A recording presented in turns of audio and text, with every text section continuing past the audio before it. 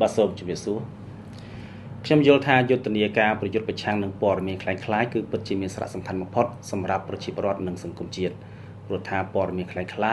ធ្វើឲ្យប្រជាពលរដ្ឋមិនអាចទទួលបាននូវព័ត៌មានពិតបាត់បង់នូវទំនុកចិត្តចំពោះការដឹកនាំរបស់រដ្ឋាភិបាលធ្វើឲ្យសង្គមមានភាពច្របូកច្បល់ហើយជួនកាលអាចនាំឲ្យពួកគាត់អាចប្រព្រឹត្តនៅអំពើមួយចំនួនដែលនាំឲ្យមានទោសទណ្ឌដល់ខ្លួនឯងទៀតផងមួយវិញទៀតព័ត៌មានคล้ายៗធ្វើឲ្យសង្គមជាតិមានការបែកបាក់បាត់បង់សាមគ្គីភាពផ្ទៃក្នុងជាឱកាសធ្វើឲ្យពពួកខិលខូចលៀបពណ៌ញុះញង់បង្កចលាចលក្នុងសង្គម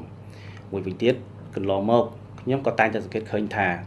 មានអ្នកនយោបាយមួយចំនួនតូចតែងតែផលិតនូវមាតិកាវីដេអូ AI និងចែកចាយនូវព័ត៌មានคล้ายៗញុះញង់ធ្វើឲ្យប្រជាពលរដ្ឋមានការយល់ច្រឡំនិងគិតខុសចំពោះការដឹកនាំរបស់រដ្ឋាភិបាល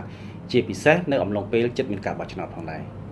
ខ្ញុំសំណូមពរដល់បងប្អូនប្រជាពលរដ្ឋទាំងអស់សូមមេត្តាពិនិត្យនិងពិចារណាឲ្យបានល្អិតល្អន់ច្បាស់លាស់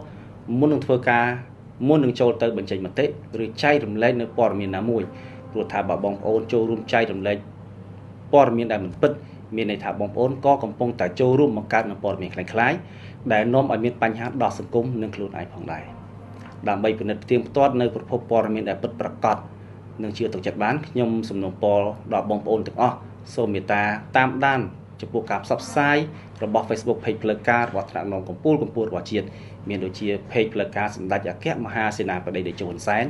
Page សម្ដេចមហាបវរធិបតីហ៊ុនម៉ាណែតនិង Page ផ្លូវការរបស់បណ្ដាក្រសួងស្ថាប័នក៏ដូចជារដ្ឋបាលរាជធានីខេត្តផងដែរសូមប្រុងប្រយ័ត្នព្រោះថាព័ត៌មានដែលអ្នកកំពុងអានអាចជាព័ត៌មានคล้ายៗ